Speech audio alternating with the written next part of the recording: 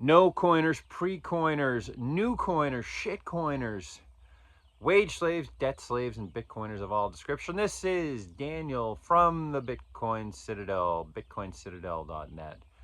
Today I am going to talk about the Mag $7. The first time I ever heard that description of the dollar was in Jack Mallers' Bitcoin Prague 2025 keynote.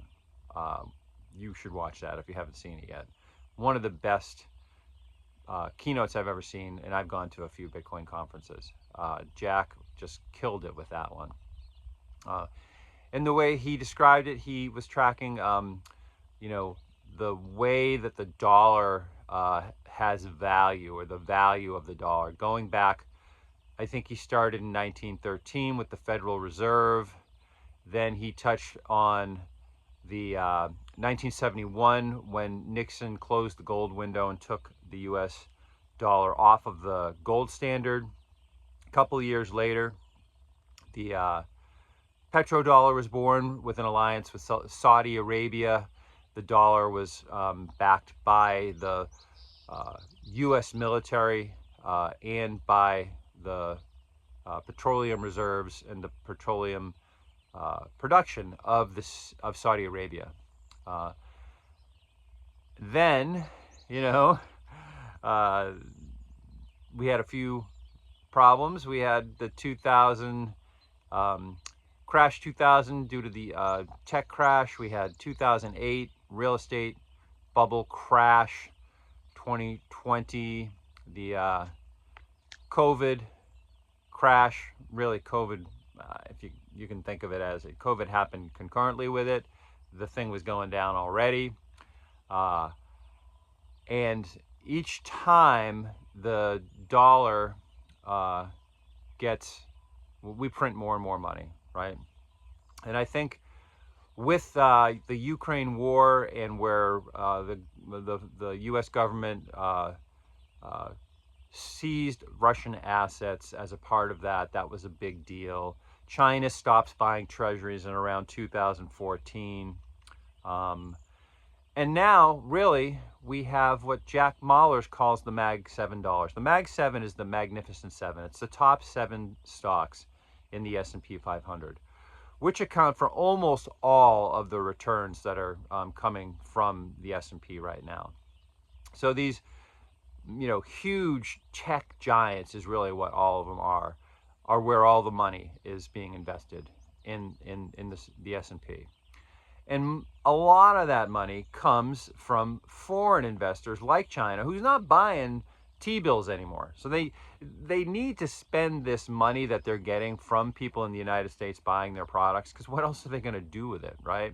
So they have to spend it in the United States. And what they're doing with that money is they're buying real estate. So they're buying all kinds of farmland in the United States. And I think U.S. farmland is an investment that is still a great investment. I'm a Bitcoiner. I'm pretty much a maximalist, but U.S. farmland, if you can get it, that's a great investment. And the other thing they're spending a lot of their money on is these S&P 500 Mag 7 companies, right? And that's pumped the bags of Nvidias and Apples and Googles and all these Mag 7 companies, right? And Jack went as far as to say that's where the value of the dollar comes from now.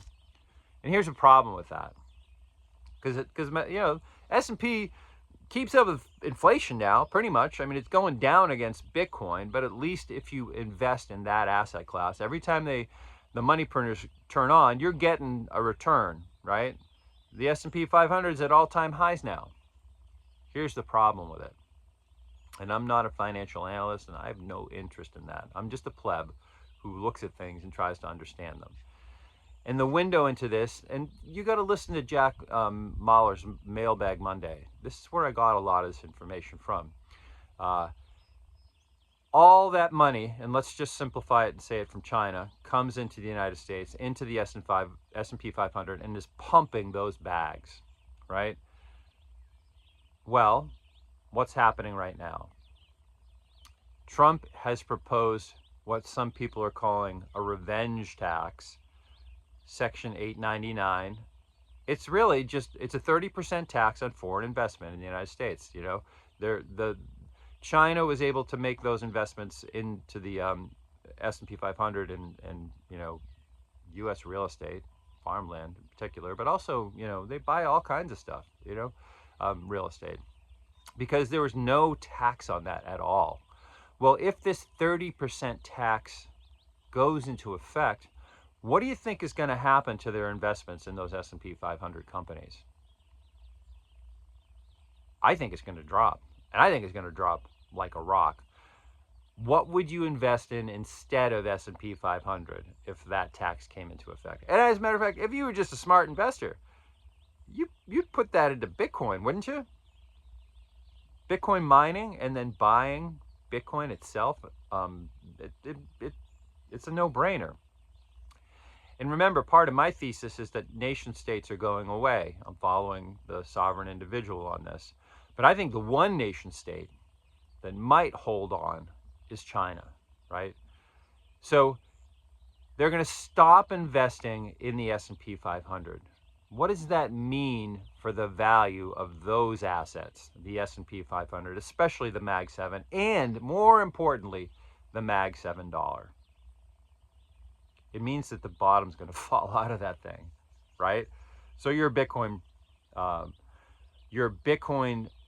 denominated in US dollars price is going to go through the roof. And I'm not predicting a price, but I think that if things go this way with all the other things like Bitcoin treasury companies, nation state adoption, ETFs, the fact that there's a FOMO in the business world about getting Bitcoin now. It really has happened, right?